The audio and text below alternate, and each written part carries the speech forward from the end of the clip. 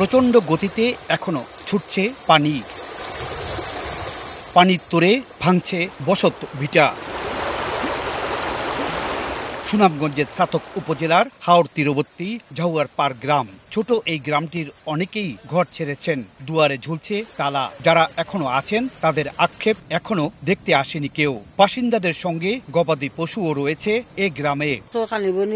আমরা তো পানির উপরে বাসাই, আমরা কষ্ট করে চললাম, গরু পাশে সব কিছু কষ্ট করে চলে। বন্যার মাঝে কোনো কাম কাজ নাই। পানি থেকে রক্ষা পায়নি হাসপাতালও। কৈতক ট্রমা সেন্টার ও 20 শয্যা বিশিষ্ট হাসপাতালে এখন হাঁটু সমান পানি। শিশু ও বৃদ্ধ রোগীদের কোলে করে চিকিৎসা দিতে নিয়ে যান স্বজনেরা। হাসপাতালের পানি হইলে স্যারে যে আমরা অসুস্থ হইলে বাচ্চা কাচ্চা লইয়া আওয়াটা তো কষ্ট হয়ে যায়। হসপিটালের নিচতলা পানির নিচে আছে, এরপরেও মানুষের সেবার থাকিদে দুতলায় সেবা কার্যক্রম চালু রাখতেছি। এখন জন্ম সনদ দিয়ে খোলো বিকাশ স্টুডেন্ট অ্যাকাউন্ট। নিজের বিকাশ নিজে কর। ছাতকের মতো এমন অবস্থা তাহিরপুর ও দুয়ারা বাজার সহ 12 উপজেলার। নিম্নাঞ্চলের মাছের ঘেরগুলো তলিয়ে যাওয়ায় 3000-এরও বেশি পুকুরের মাছ পানিতে তলিয়ে গেছে।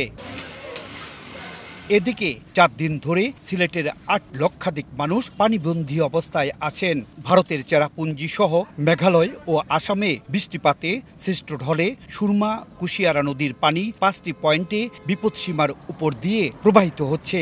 এতে সীমান্তবর্তী 5 উপজেলা সহ সিলেটের 13 উপজেলা ও সিটি কর্পোরেশন এলাকার 27 ওয়ার্ডের মানুষ কম বেশি পানিবন্দী অবস্থায় আছেন। মালামাল অনেকগুলো তলায় যায়, আমরা কিছু মাল আংশিক দূরে সরাই নিতে পারি। বন্যায় আমার প্রায় 2,02,000 মন সরিষা নষ্ট হয়েছে। আপনার কোম্পানিগঞ্জে পানি ঢুকে 5 শতাধিক দোকান ও ব্যবসা প্রতিষ্ঠানের ব্যাপক ক্ষতি হয়েছে। এতে 10 কোটি টাকার বেশি ক্ষয়ক্ষতির দাবি ব্যবসায়ীদের। এদিকে বন্ধ রয়েছে সিলেটের সব পর্যটন কেন্দ্র। আকস্মিক বন্যার কারণে 4 দিন ধরে এই সাদা পাথর সহ সিলেটের প্রত্যেকটি পর্যটন কেন্দ্র বন্ধ রয়েছে। এ অবস্থায় কোটি কোটি টাকার লোকসান হচ্ছে পর্যটন খাতে। অবস্থার উন্নতি কবে হবে তা এখন পর্যন্ত বলা যাচ্ছে না। এই পর্যটন কেন্দ্র বন্ধ হওয়ার পর থেকে আপনার প্রায় 5 লক্ষ তো ব্যবসায়ী মোটামুটি আপনার খুব খারাপ অবস্থা।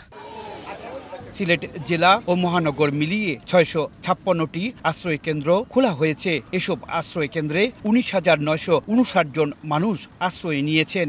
এ পর্যন্ত 28 লাখ টাকা, 631 মেট্রিক টন চাল, 1,500 বস্তা শুকনা খাবার, 10 লাখ টাকা শিশু খাদ্য ও 10 লাখ টাকা গোখাদ্যের জন্য বরাদ্দ দিয়েছে জেলা প্রশাসন। ইকরামুল কবির, সময় সংবাদ, কোম্পানিগঞ্জ, সিলেট।